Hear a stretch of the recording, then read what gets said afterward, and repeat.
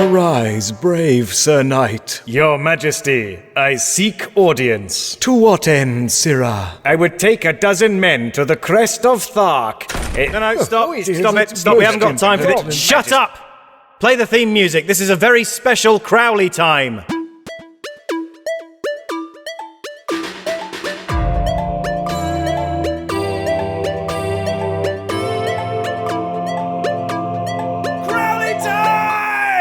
Hello, and welcome to Crowley Time with me, Tom Crowley.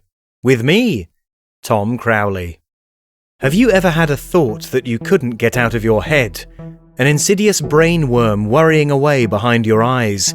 A bit like the feverish repetition of the first line of It Was a Good Day by Ice Cube over and over again, but not as catchy? I have. Hello, I'm English heritage singer Walter Jeggings Crat. Crat. Why does that name sound so familiar? I've had a brain bee in my mind bonnet ever since that moment last episode. Crat. Crat. Why does that name sound so familiar? The name haunted me. I started to hear it everywhere. The legislation first adopted after the notable Crat versus the Crown case of 1861. If I'm not mistaken, the finish is Cratworks sterling silver. Get your hands off me, scum! You're nothing but a son of a Crat. You take that back. I felt like I'd suddenly had some great secret revealed to me. A truth that had been right in front of me my entire life, but somehow hidden. Like when you first find out that tomatoes aren't vegetables. Or when you find out that Shirley MacLaine is Warren Beatty's sister. Or the moment you realise that the save icon is still a 3.5-inch floppy disk, even though 3.5-inch floppy disks haven't been in common use for 25 years. I felt like I was in a film where Jim Carrey suddenly gets obsessed with a number, or Andy Kaufman. He's everywhere, man! Andy Kaufman, around every corner, watching me. Somebody stop him! Desperate for answers, I scoured this program's back episodes, and what I found there stunned me. In episode 2, Kratville is the brainchild of Lord Peter Jacob Crat of Dorking. in episode 12, This is a good one. The Cratworks, satin brass. and even in this podcast's tie-in soundtrack album Discount Bin, available now at crowleytime.com. Track 8, The Humper, by English heritage singer Walter Jeggings Crat. I humped the grass and I humped the breeze and I humped the stars and I humped the trees and I humped... Whoever these Crat characters were, they seem to crop up in almost every field of life in England. In industry, entertainment, insulting slang. But not only that, they'd even found their way into this, my beloved sketch comedy vanity extravaganza. But why had I never noticed the name before? And why don't you hear about any famous members of the Crat family in the present day? I wanted answers, and by God, I was going to get some. And if I was going to spend an episode of a podcast investigating a real-life mystery, I was going to need one thing most of all: corporate sponsorship. Hey, asswipes, it's me, Mike Shinbone of Shinbone Entrepreneurials. Do you get home at night and think, gee, I wish my tiny scumhole apartment had more animal feces littered around the floor and a constant vague smell of urine in the air? Then maybe what you need is a treasured household pet. And you can come pick one up if you can get off your lazy ass for 5 minutes and get on down to the Shinbone Mobile Animal Shelter. We're practically giving these animals away. In fact, we are literally giving these animals away. They ain't nothing special. They're just the kind of mutts you see wandering around in the streets, sniffing at discarded condoms with a look in their eye like they're contemplating the disposable nature of our ultra-capitalist society. But these particular dogs in the mobile shelter, they sort of came as a set. It's like this. One day I see some government dude going around in his dog catcher truck, and I says to him, "Hey, Officer Krupke, where you taking that dog you just pulled out of that storm drain?" And the boy wonder replies, "We take him down to the pound, give him 3 hours grace period in case anyone comes to get him, and then we take him out back and shoot him in the head Fredo style." And look, I grew up around dogs, so this hit a nerve. We never had pets, mind you. There was just a real active local canine population, and we had a busted gate in the backyard.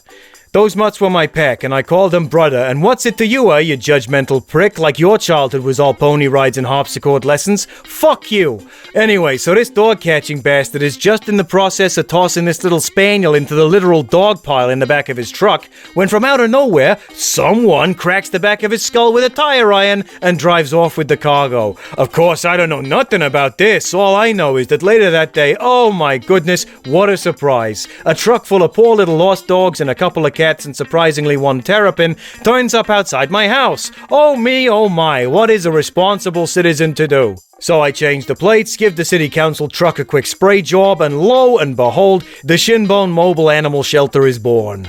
So if you want to bring a little furry bundle of lice into your home, I'm parked up by the sewage outlet next to Palmyra Cove Nature Park right now, and I would encourage you to get down here early this afternoon, cause I'm a busy guy, and hand on heart, my plan is to ditch the truck here at around 4:30, cause I got a bathtub full of gin that ought to be cooked at around 5:15, and if I don't get back to it before then, my ma's house is liable to become a smoking crater in Brookmire Lane. So, that's the abandoned truck by the sewage outlet at Palmyra Cove Nature Park, and if no attendant is there to assist you, simply reach into the back, grab around a little until you feel something soft or like a terrapin shell, and pull out your new best friend.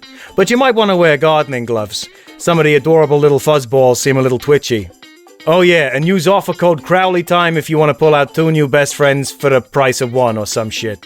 I don't know how you'd use it, maybe tap it out in Morse code on the side of the truck or something, I don't know. Anyway, back to the thing. Goodbye. And if anybody asks, you don't know where I am. To begin my research into the Crats, I consulted that most expansive of human archives, the Internet. The Internet. Optimization, algorithm, metrics. The first thing I discovered by putting the word Crat into Google was that Crat is a slang term for a very specific subculture of pornography, involving ship's anchors, feather boas, and ladies standing on plinths. This was of no use to me whatsoever, and seemed to have nothing to do with anyone whose name is Crat. Just as an experiment, I put the word pomegranate into Google and discovered that that too is the name of a very specific pornographic subgenre, one that upset me a bit and that I'd rather not describe here. I tried the same with the words fishing, tree, and barbell and got the same result. So the next time someone giggles at you because something you've said has a naughty other connotation, you should remind them that at this point, every word in the English language relates to niche pornography of some description, and actually, it would be much harder to form a sentence that doesn't involve any word or phrase that has a rude meaning to someone somewhere in the world, and they should piss off and grow up and leave you alone. The Internet with Safe Search on. Safe search, parental lock. My second attempt yielded far better results. Immediately, a Wikipedia page about the Crat family presented itself, albeit one riddled with disambiguations, citations needed, and for some reason a diagram of a 19th century seed drill. But despite all this chaff, there was still glistening golden wheat to be found. Walter Jeggings Crat was listed as a notable member of the family, and there was even a link to an interview with him on an old episode of Parkinson from 1974. So, Walter, this latest record is a folk disco fusion retelling of the crushing of the Chartist movement by Parliament in 1842. Yes, that's right. Can I ask, do you think anyone wants to listen to this? No. He died in 1991, never having fathered any children, probably a side effect of his long-standing advocacy for nuclear power. His parents were Jasper Mania Crat and Millicent Jeggings of the Hampshire Jeggingses. Details on all the family members were scant, but all the known branches seem to lead back to one origin point: Thaddeus Onion Crat. Born 1799, a famed industrialist and founder of the source of the Crat's notoriety and fortune. Cratworks. This is a good one. The Cratworks, satin brass. Cratworks was a metalsmithery, and a very popular one. Even today, many older surviving fixtures in British homes originated in their factories. I read on the Buckingham Palace website that of the 520 doorknobs in the palace, an estimated 400 are still the original Cratworks, and that the remaining circa 120 are shit and consigned to the bogs. After finding immense success and fortune with the Cratworks brand, apparently Thaddeus consolidated his influence and vast fortune via the emerging industry of becoming a slumlord, which is how the word Crat became synonymous with another 4-letter word beginning with C and ending in T during the mid to late Victorian period. But anyway, there was some more about the Crat line and the various heirs who took over the metalworks. First, Thaddeus's son, Godfrey Paul Crat, born 1835, who made the business even more successful with his innovative use of child labour. Okay. It seems the business had a bit of a wobble in the late 1870s when Godfrey indulged his interest in inventing. He poured a substantial amount of the family's money into a robot servant machine, which would put on your shoes and socks for you. It failed catastrophically because it always put the shoes on first and then tried to stretch the socks over the shoes, and they couldn't work out how to fix it. And also it broke several hundred people's legs. But after then, the information seemed to get patchier and patchier, and the known relations became increasingly disparate. What's more, the information on them became less and less reliable. Listen to this from the bottom of the article. Most believe that the last Crat heir died decades ago, but my cousin Roland says he knows a bloke what's name is Crat, who's in charge of a commune out in Somerset where they all walk around in the buff all day long, and this Crat bloke reckons that the world will end on the 3rd of May 2009 citation needed. With no record of any doomsday cults in Somerset, nor any corroborating evidence of anyone in the region named Crat, nor any news reports to be found about the world ending in spring 2009, I felt that I had reached the limit of my investigative abilities. I needed help. And where better to trawl through the musty arse end of British history than the National Archives? I emailed them with my questions, and was swiftly directed to the department of British history that isn't about the Empire, the Napoleonic Wars, or World War II. There, I spoke to Dr. Norman Manifesto, the Assistant Director of Historic Oddbods, Overexposed Photographs and Big Old Iron Keys. Fortunately, it turned out that Dr. Manifesto had himself looked into the Crats from time to time, and he was delighted to get together over a Zoom call to share his research. Gosh, yes, the Crats. Not as well remembered as some of England's other great families, like the Mitfords or the Nevilles or the Slaters. But they certainly made an impression in their time. Can you give us some examples? Of course. Well, the earliest appearance of the Crat name is in records from the late Middle Ages. Well, of course, that's where a lot of the earliest appearances of everything are found, because that was right after the Dark Ages. And nobody kept many records of the Dark Ages, which is why we call it the Dark Ages. Precisely. Why didn't anybody keep more records back then? Well, current wisdom suggests that in Britain between the years 400 and 900 AD, nothing interesting happened. What, nothing at all? No, God, no. I mean, imagine it. It'd all just be cows and shit. The Romans are all buggered off with their art and wine and things, and what are you left with? Drinking beer that tastes of the ground and smelting iron, all that bollocks. Dear Diary, today I smelted some iron and drank some rock-hard beer I brewed in a ditch.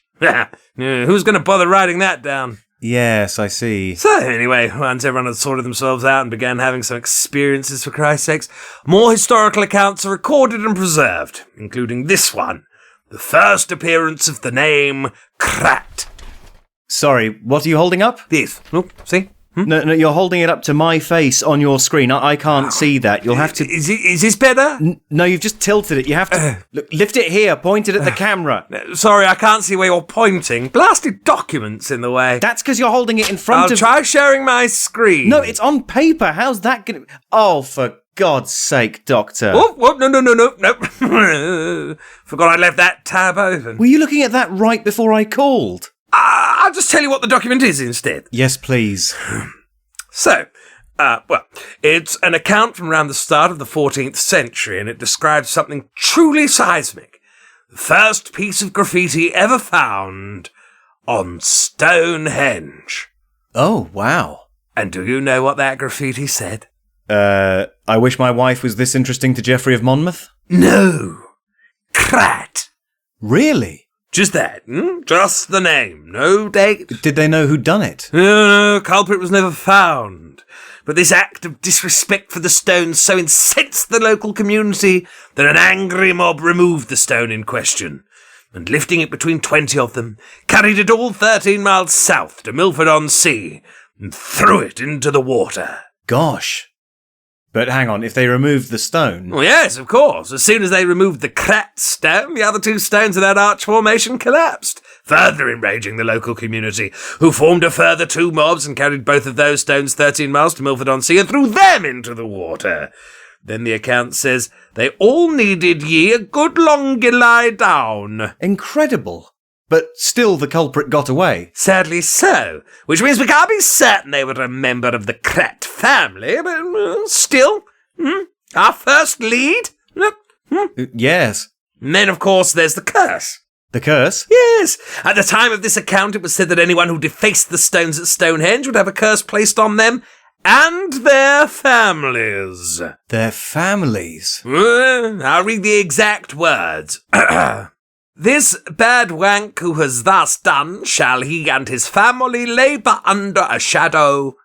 They shall build a mighty empire, and then watch it broken up and crumbled all to shit, and they shall be brought to rack and ruin, and will needs give suck to the rod of the landowner for their roof and bread.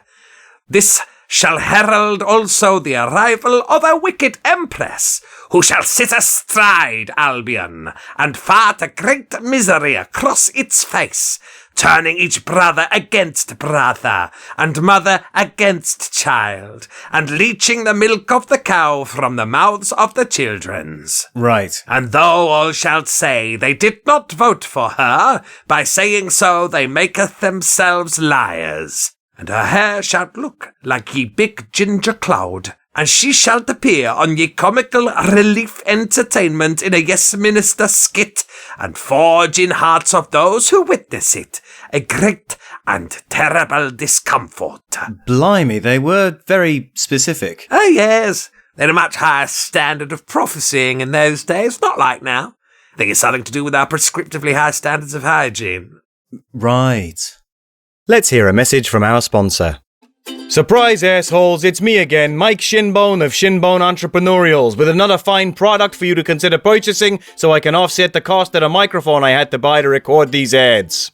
Do you run a business or sell crappy homemade jewelry you made out of discarded bottle caps and pregnancy tests and those little gas canisters your kids huff nitrous out of so their early sexual experimentations feel a little less vivid and humiliating? Well, it sounds to me like you need a website, and you're in luck, because Shinbone Entrepreneurials has just launched Square Shin, our new website building and hosting service. You see, what happened is my pal Beanie had a bunch of servers he was using to mine crypto in a shack in his backyard, but then he met some of these NFT guys, and in my experience, NFT stands for non-fuckable types, by the way, and now all he wants to do all day is buy low-res JPEGs of LeBron James wiping his ass or whatever. So, for the low price of taking on his gambling debts, Beanie turned the servers over to me, and now I'm using them to host fine-looking and reliable websites to showcase your business or product.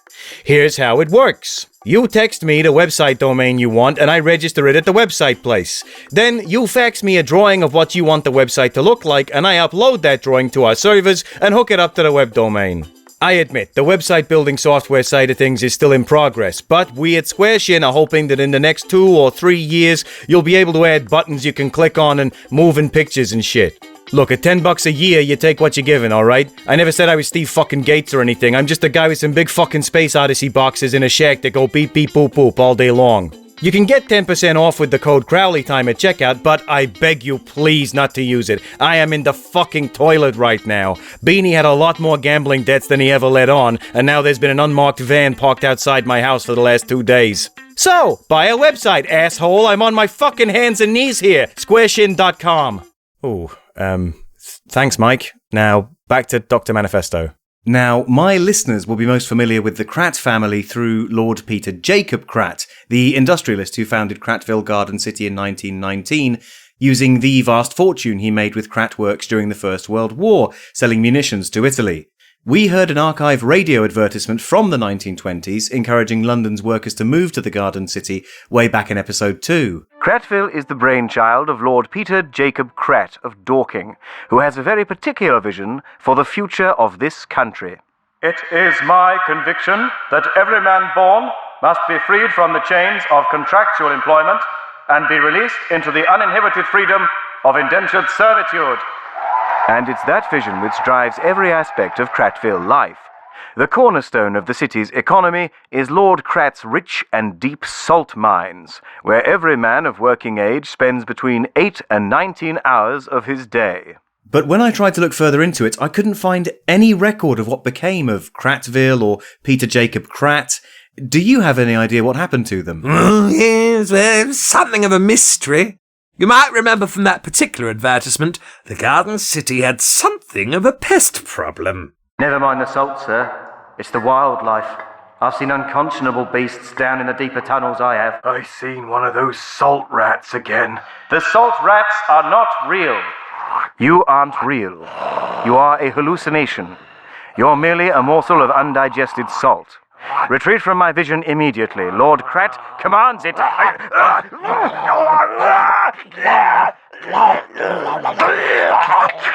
Oh, yes, I do remember there being a passing reference. Well, seismologists registered a huge disturbance near the site of the Garden City in around 1940, contingent with the mass dynamiting of miles of underground mining tunnels, and then reported hearing a terrible, high-pitched scream, as if millions of rat-like voices cried out in terror and were suddenly crushed by tons of earth and salt. Right. Well, I don't know about you, but I've got my theories. And I have mine, mostly involving ancient aliens and the discovery of a magical compass in the mines.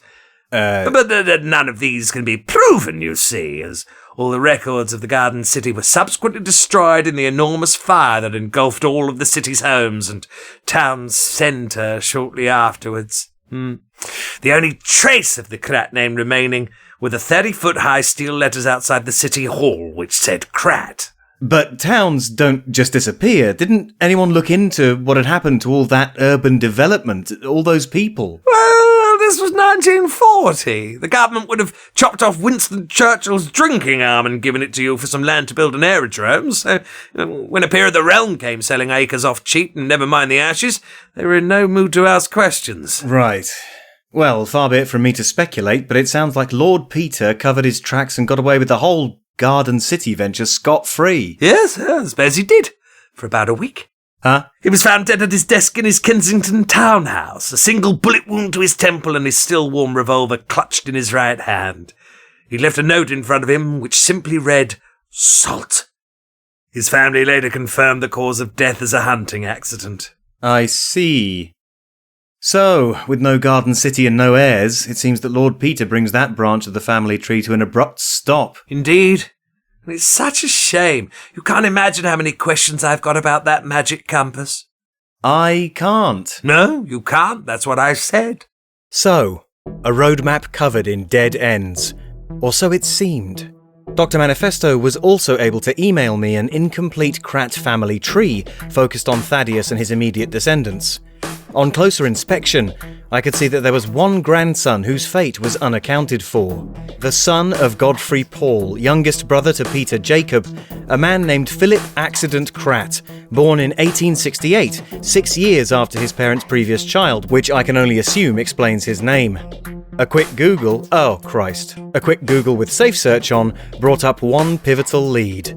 The name Philip Accident Crat appeared on the passenger list for the RMS Titanic. The Titanic. Cookie preferences. Subscribe to our newsletter. Of course, given my knowledge of the Titanic's voyage, at first I assumed that Philip would have just had a saucy affair with an Irish lad from lower decks and then tragically fallen off a door and drowned.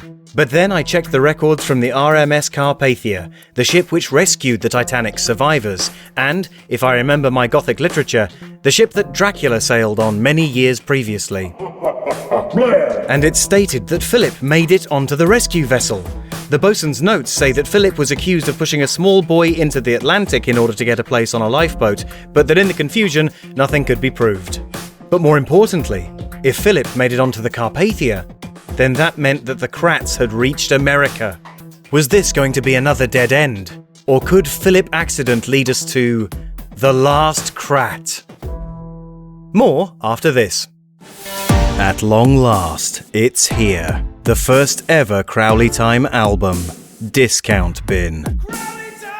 From Tom Crowley, and featuring guest musicians Alex Beechan and Odin Orn Hilmarsson. I am a space cartographer, a charter of the sky. Featuring songs from the podcast, former Patreon exclusives, All of us reaching down to our phones for an emergency call. Emergency call. and many new and remastered tracks. I keeps my brain in my head. Go to crowleytime.com and buy Discount Bin, the music of Crowley Time Volume 1, today. What the Crats brought to the table, which no other English family had going for them, was their faith. They literally believed it was their religious duty to God himself to take as much money and land from other people as possible. Pretty crackers, really. I still didn't have much to go on. There was no further trace of the Crats online, either here or in America, so my last hope was the New York Department of Records. Hello, New York Department of Records. Bronda speaking. How may I assist you? Oh, hello, Bronda. My name's Tom Crowley. I'm calling from London, England. Oh, yeah? Hey, give my regards to Queen Guinevere. Fish and chips, cup of tea, governor. Wonderful. Listen, I've been looking into a certain family and I wondered if there was anything about them in the records over there. Which family, matey chum? Biscuits. The surname is Crat. C-R-A-T. I've got a bit preoccupied with them lately. You considered getting a hobby? Well, this sort of is my hobby. I'm looking into it for a podcast. A podcast? You mean like Serial? Yes, sort of. Oh boy, I love podcasts. Who got murdered? No, nobody got murdered. Well, actually, quite a lot of people might have been blown up or burnt to death, but that's not really the point. Oh, jeez, I love this stuff. Do you have, like, cell phone records? No. Maybe some, like, really muffled old court recordings? No, it's not really that sort of story. How about ghosts? Any ghosts involved? No. Well, not yet, anyway. Huh. Well, could I be, like, an eccentric character you met along the way? Yeah, sure. That would be so awesome. I bet I could get my own reality show off the back of something like this, like, It's Bronda, or The Records Queen, or something. Do you want me to say MailChimp? No, please don't. What about Squarespace? Are you sponsored by Squarespace? We're sponsored by Square Shin. What's that? I mean, I'm not entirely sure. I think it's a similar thing. I guess that'll have to do. So yeah, Mr. Crowley, can I assist you, please? Gee, I'm so quirky and memorable. Hello, Bronda. Well, hello, Bronda. Yes. Look, please, could you just check the records for a man named Philip Accident Crat? He arrived in New York on the RMS Carpathia on the 18th of April 1912. Okay, I'm just tippity-tapping that into my computer now. Gee, 2 p.m., that's martini o'clock, am I right, girls? YOLO, ass play. Yep, here he is, Philip Accident Crat. Great. Could you tell me if he ever married or had any children, or when he passed away? Nope. What? That's someone's private information. I can't just tell it to a complete stranger. But you have to tell me. You're the records department. You think the records department just hands out information to whoever asks? They do in the films. Yeah, in the films. Jolly good, pip pip, Brexit means Brexit. Look, Bronda, couldn't you just help me out? This is my only lead. Too bad, baby cakes. Maybe you should have tried being a better journalist. Oh, snap. Don't talk to me before I've had my coffee. Listen, I might be getting you a reality show here. This is the least you can do. Better luck next time, buddy. Don't hate the player, hate the game. You don't have to be crazy to work here, but it helps. Ass play. But... Like so many investigative reporters before me, I had been hobbled at a critical hurdle by a quirky New Yorker with a needlessly stringent respect for the rules. But then, just as I was glowering hopelessly at the Department of Records website, I noticed something I hadn't before. The Corporation and Business Database. The records of every business ever registered in New York City. It seemed like a long shot, but if I knew this family at all, I knew that no Crat could set foot in the land of opportunity without at least trying to establish a multi-million-dollar empire. I whispered a wish into the wind and... jackpot. One business, registered in 1913 and closed in 1915. Its name? Bouncing Baby Crats. Its function? An adoption service. And now, a message from our sponsor. Oh, fuck me, here he comes, Mike Shinbone, king of the fucking losers and CEO of Shinbone Entrepreneurials. Jesus, Mary and Joseph, what a goddamn day. So hey, guess what? It turns out those stray animals had pretty strong homing instincts and are also perfectly capable of jimmying the lock of a city council van. It seems the little treasures picked up my scent and followed me over to Beanie's backyard, by which I mean the proprietary server farm of squareshin.com, because listen, it's like this. I just headed over there on my way back home to check on the gin, to make sure the beeps were booping and the boops were beeping, in anticipation of a flood of e-commerce douchebag money slamming into my pathetic little life for once. And imagine my surprise when I get there and I don't hear no beeps, no boops, no fans whizzing around, nothing. And this tells me that something is awry. That and the fact that the door of the shack had been torn off its hinges. I mean, just ripped the absolute shit out of there. So I takes a tentative peek inside, my asshole clenched tight as a drum, and my stomach squirming with the ice-cold anticipation of total ruination, to which I have become so bastard accustomed. And what do I see but all those adorable little animals tearing all the cables and circuit boards out of every last one of those big cyber fridges. Jesus Christ, the glistening glint in their eyes, munching on computer chips like they was prime rib. So I go into the house, find Beanie in his little tent in the front room, and politely ask whether he can explain the situation in exchange for me taking my foot off his balls. He tells me that given the amount of heat he had noticed being generated by the servers in the crypto shack, he had also been using it as a barbecue smokehouse on the side, lending the highly sensitive technological equipment in there the delightful odor of slow-cooked pork.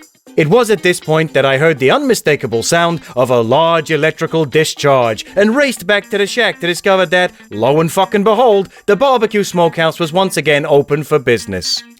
So, what do I got? I got a mountain of inherited debt, a series of useless empty metal boxes full of charred animal parts and half-eaten computer equipment, two absolutely devastated business prospects, and an ulcer that by this point is throbbing like Matt Gaetz at the sophomore cheerleader tryouts. So today, I am thrilled to announce the launch of Shinbone Kennel Crafts. Are you looking for a decorative or novel garden shelter for your pet? Well, look no fucking further. Our patented Shinbone Kennels fit any domestic pet. Their steel frames are secure and comfortable, and with the sweet smell of barbecue pork and some dog completely impossible to get out of there, you'll have no trouble convincing your animal to climb in and shut the hell up for a while. And once you get your very own Shinbone Kennel back to your home, if you find a piece of exploded terrapin in there, guess what? You're a winner! You won! Good for you! Some days I just want to pull my own head off and hurl it into the Delaware River or run head first at a brick wall till I feel all my problems trickling out of my ears because Jesus Christ, no human was ever born deserving to live like this! Fuck me! Fuck me! Jesus goddamn it, somebody buy a fucking kennel before it's too late! Oh God, Mike? Oh God. Sorry, back to the show. One interesting bit of trivia is that you will never ever find the name Crat on a war memorial. Bouncing baby Crats. My only remaining lead.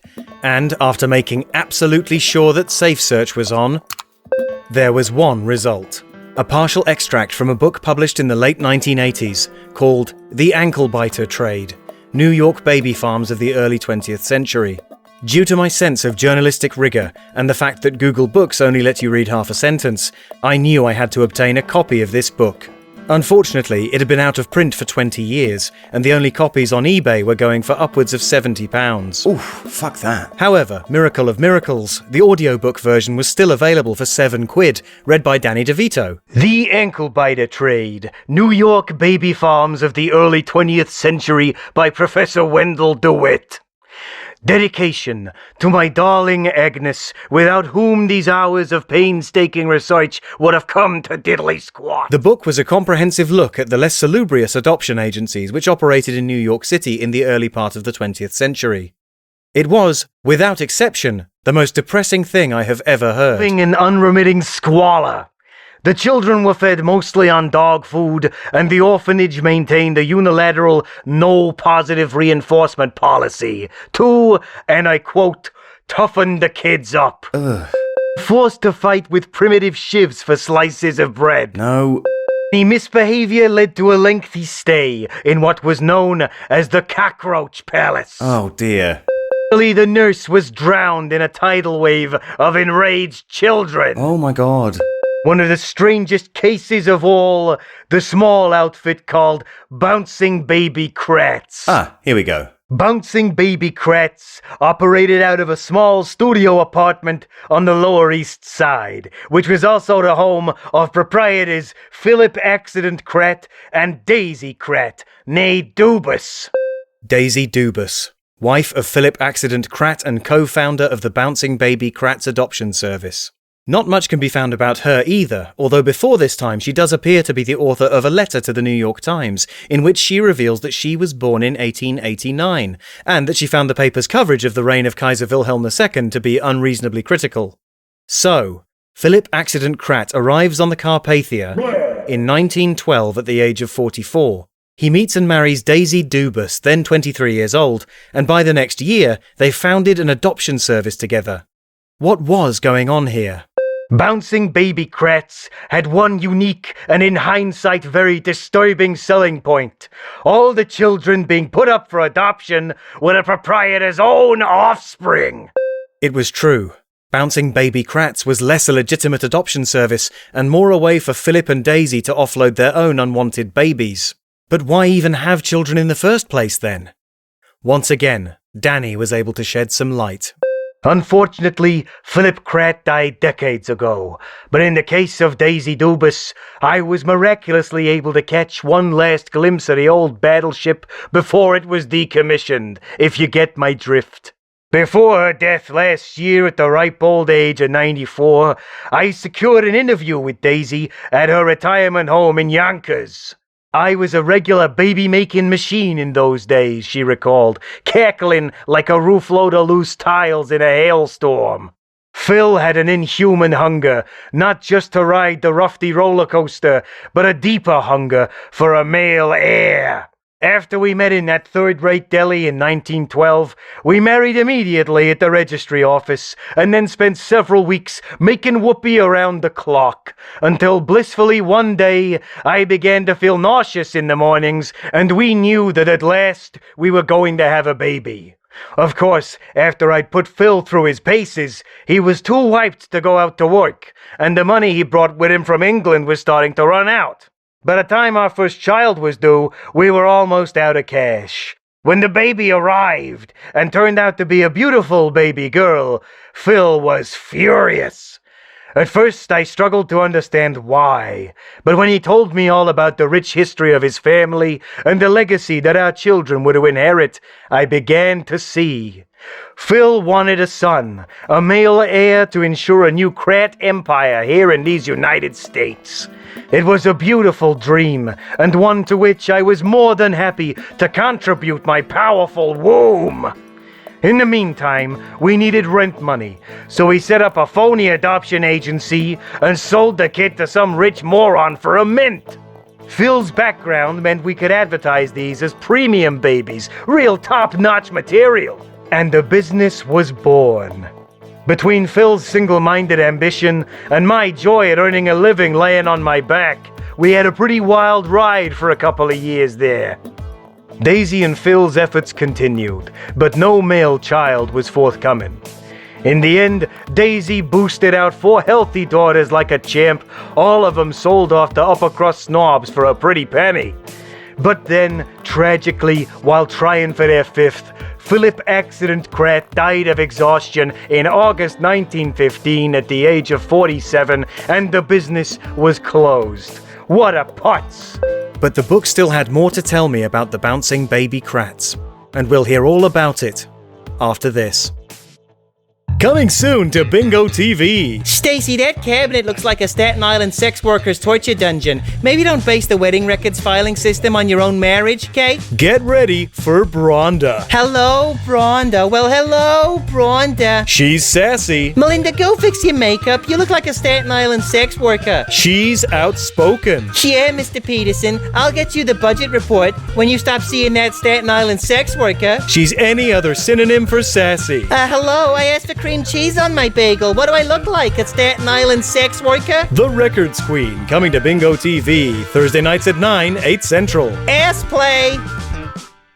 Well, a few months ago, I got very excited because I thought I saw the name Crat on the side of a shipping container, and I wondered, is this the rebirth of the family business? Are they back? And then on closer inspection, it said crates. So, where were we?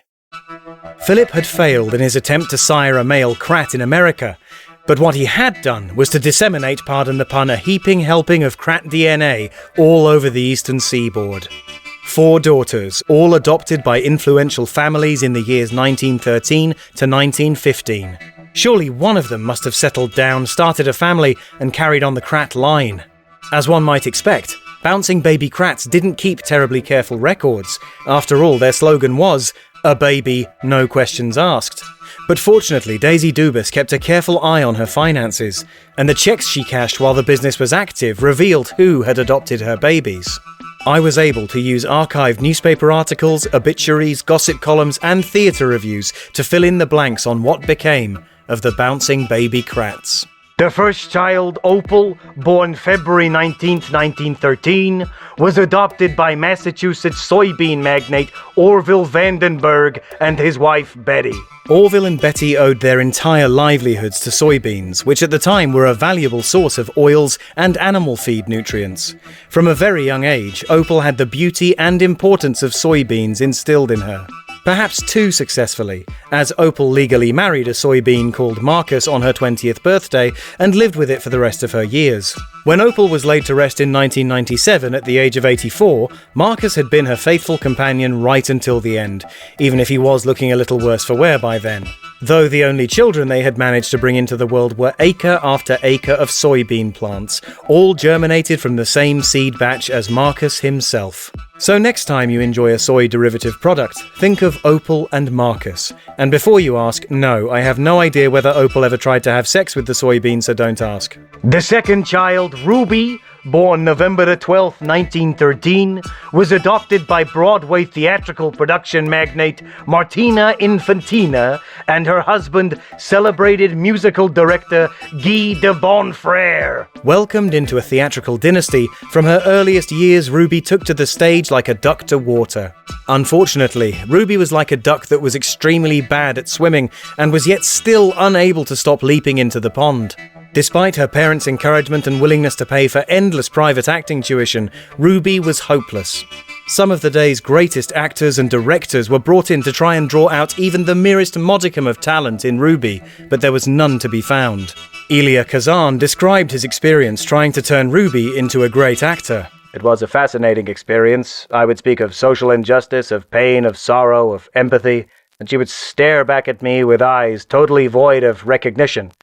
Sometimes I wondered that if she hadn't been so set on pursuing acting, Ruby could have become one of America's foremost murderers. Orson Welles was also brought in at one point. I didn't like that little creep. She freaked me out, baby. Ruby's fortunes never improved, and she died of liver failure in 1944 at the age of just 31, having already spent all of her parents' money and failed to forge any meaningful relationships, a condition known then as trying to be an actor. The third child, Bastnasite, born August 20th, 1914, was adopted by illegal drug trade magnate Big Papa Papadopoulos and his wife, Mitzi. Bastnasite, which as names go really is the goneril of the pack, showed great promise in the field of organised crime from a young age, so much so that by the time she was in her late 20s, her father Big Papa began to see her as a threat. He told Bastnasite that he wanted her to oversee a large-scale deal in a warehouse in Jacksonville, only to double-cross her by arriving with a large group of armed henchmen. However, what he didn't know was that Bastnasite had worked out his plan already and had herself double-crossed him by bringing along a large group of armed henchmen. And what she didn't know was that her trusted right-hand man Alonzo was actually an undercover policeman who had double-crossed her by bringing along a large group of armed police officers. But what he didn't know was that his contact within the Florida police force, Bud Podesky, was actually Big Papa's man on the inside, and that he had double-crossed Alonzo by bringing along a large group of armed corrupt police officers. Anyway, the warehouse collapsed due to structural failure and killed them all instantly. The end. The fourth and final child, Amber, born May 22nd, 1915, was adopted by real estate magnate Martin McMurtry and his wife, Martha. Now, Amber. Amber was interesting. No mob connections, no opium problems, no soybeans. Amber worked in her father's office until she struck up a romance with one of the office boys and got married. His name was Larry Arkwelder. He served in the Second World War and survived, and when he got out of the army, they did have a child. My fingers flew like they'd just been severed by a maniac's chainsaw as I searched for Amber's obituary. There it was, and from only 5 years ago. Amber lived until 2016. Incredible.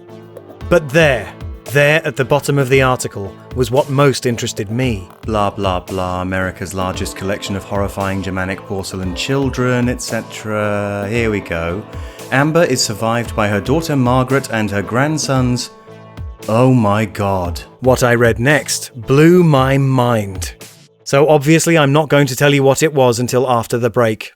Coming soon to Bingo TV. Jesus Christ, I am so pissed right now. I'm more pissed than a Staten Island sex worker that ain't got paid. Or at least, it was. I gotta call my agent. Well, first I gotta get an agent so I can call him. Then I'm gonna freaking call him. The Records Queen has been cancelled before its first broadcast. These guys are gonna wish they hadn't talked to me before I had my coffee. Due to overwhelming lack of interest after early promos and a defamation lawsuit filed by the Staten Island Sex Worker Advocacy Alliance. Goddamn Staten Island sex workers. What are they, a bunch of Staten Island sex workers or something? Once again, the Records Queen has been cancelled and will be replaced with reruns of I Dream of Jeannie. So please stop emailing us. Damn it, Melinda, you still gotta go fix that makeup. I mean, what the hell is going on there? Oh, ass play. The Records Queen has been cancelled. When you think about it, a super advanced alien race capable of interstellar travel? Well, wiping out one garden city, it'd be like squashing an ant to you or me, wouldn't it? Just gone.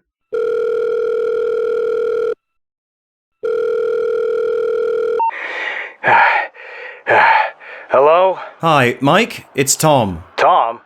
Oh, Tom, hey, how are you? I'm fine, but more importantly, how are you? Your last couple of ads sounded not like your usual jolly self. To tell you the truth, Tom, I ain't doing so great. Oh no? Nah, the kennels...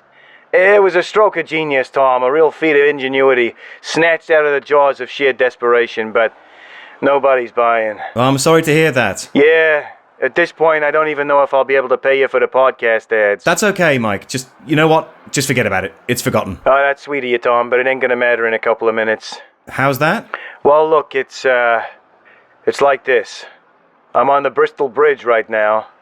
Oh. Yeah, and I got an improvised explosive device strapped to my chest. Oh, God. Mike, listen, just think of the other people on that bridge. Nah, I ain't gonna blow up the bridge. Who the fuck do you think I am, Al-Qaeda? Or any white guy in America? But then... Look, I don't appreciate being questioned right at this moment, but the way I see it is, I'm okay with heights, but I'm scared of drowning. So if I launch myself off the bridge and hit the switch before I hit the water, whatever pieces of me land on the Delaware will be dead before they go under. Capiche? I mean, it's a solid plan. Thanks, that'll be a great comfort. Well, adios. No. Wait, Mike, can I ask you a couple of questions? What the hell? Was your grandmother's name Amber? Yeah, Mom's mom, Grandma Amber. You know, she died just one day off of being 101. Yes, I know. We ate the birthday cake anyway. I think she'd have liked that. Right. And your father's not in the picture? Nah, he was killed in Korea. Must have been around 2002. He bet my mom he could probably make it across the DMZ. But that was Dad for you. Such a crack-up. Okay. And your brother's no longer with us, is he? Oi, yeah, he bought the farm a couple months back. Jesus, what a fulfilling trip down memory lane. Thanks, Tom, I appreciate it. Your sense of timing is like fucking Abbott and Costello over here. Anyway, bye forever. No, wait, Mike! You're the last Crat! I'm what? You're the last Crat. Am I supposed to know what that means, or is this some sort of insult to injury situation? No, Mike, listen, I've spent months on this. I've been trying to track down the last member of the Crat family. They're a great English lineage of industrialists and entertainers and all kinds of things, and it's you. You are the last Crat. Seriously? Yes. Well, you and your mum, but you're the last male heir. Mike? Yes! Oh, Jesus Christ, yes! Yeah, isn't it amazing? I knew it. I goddamn knew it. I knew nobody could just try every day and have to watch their whole life just turn to shit over and over and over again. I knew something had to give someday, and Christ knows it ain't before time. Oh, I'm so glad you're happy. I ain't gonna need this anymore. Bye-bye, bomb. God, I ain't never been so happy to let go of high explosives. So, what do I win? Big stately home, Swiss bank account, what? Oh, no. There's no inheritance or anything. The money all went away decades ago. All the cash and properties either ran out or got sold off. It's just sort of a fun bit of trivia. Motherfucker. Mike, are you okay? Fuck my ass with a threshing machine. It's just... Fuck, it's happening again. It's all happening again. And now my death plan's fucked too. Why won't you just let me die? Mike, please, wait. I know it doesn't sound like the most amazing thing, but really, to be honest, you're kind of a miracle. I'm what? You mean like my mom never banged my dad? No, it's just... Well, when I started this search, it seemed like the Krats had some sort of drive within them, like this passion to succeed and to achieve things was passed down in the DNA, but the more I've heard about them, the more I think it's kind of the opposite. It doesn't matter what opportunities the Krats are born with, they'll always find a way to mess them up. And always through arrogance or megalomania or a total inability to compromise on anything. I think maybe that's what makes a Krat a Krat. And it's basically wiped them off the face of the planet. So the fact that your parents and their parents before them were able to survive and have their own kids and live a normal life and never kill themselves trying to colonize the moon or dig a tunnel through the center of the earth or lose all their money trying to turn Ben Nevis into a huge casino or something, despite their DNA. I think that's really incredible.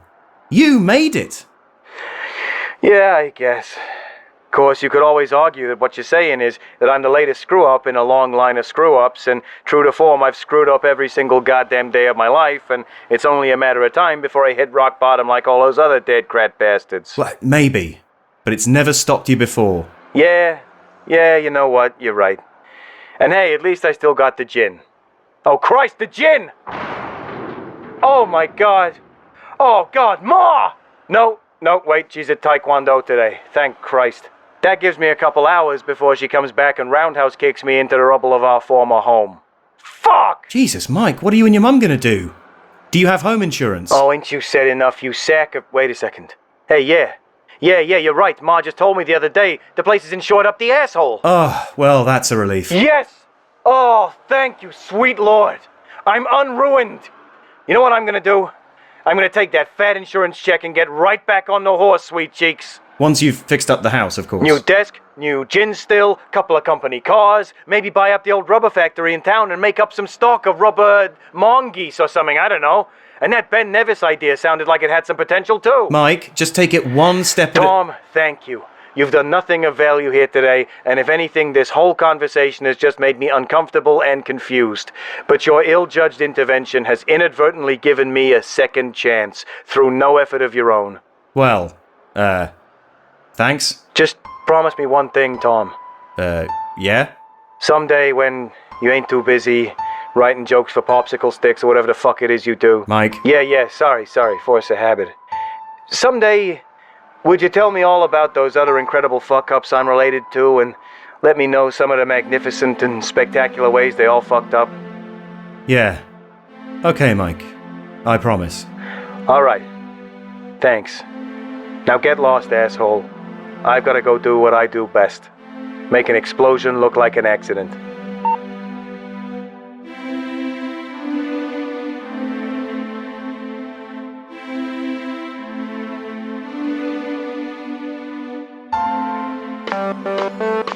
Hello, Dr. Manifesto. Hello, Tom. I've got good news. Oh, yeah? Well, I found him. I found the last Krat. Really? Goodness me, who is it?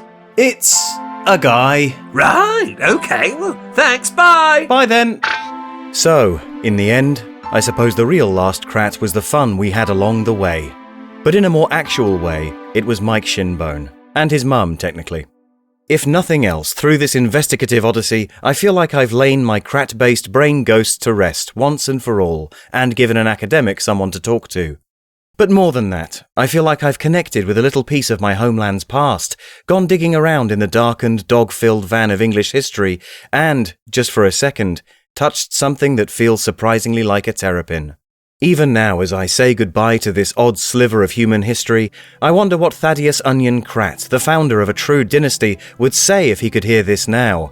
And I think he'd say, "What's a podcast?" and then go back to looking for ways to exploit the vulnerable for money. Thank you for joining me on this very special Crowley Time adventure. If you've enjoyed it, please do consider telling a friend about how good it was, and maybe exaggerate a bit, like say it's the best podcast episode you've ever heard or something. Or you could give the show a lovely 5-star review on whatever you're using to listen to it right now. If you really, really like the show and want to help me make more, then you can become a supporter at patreon.com/crowleytime. Once you have, you'll be able to access all bonus material past, present, and future, including this episode's special prize, a downloadable PDF of the Crat family tree, including a few stories we didn't hear about in this episode. The next episode will be released as soon as I've had 5 minutes to lie down after putting all this together. No, seriously, I need a break, so this might be it for a couple of months. But regular Crowley service will resume later this summer. So make sure to subscribe, so you'll be alerted at the precise moment that happens.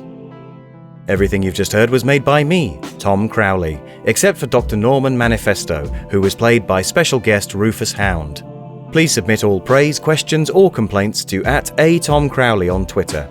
To fund my diving expedition off the coast of Milford-on-Sea to find those missing bits of Stonehenge, go to patreon.com/crowleytime and become a supporter today. And remember, the past is another country. So if you're planning to visit the past, you'll need to buy a region-specific adapter for your phone charger.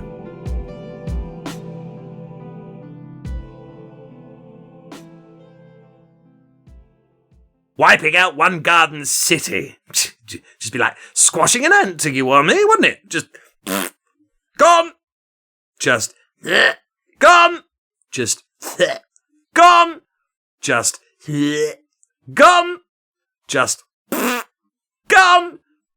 Just gone. Just gone. Just gone. Just gone. Just gone. Now, what's for tea? Space? Dinner? Well,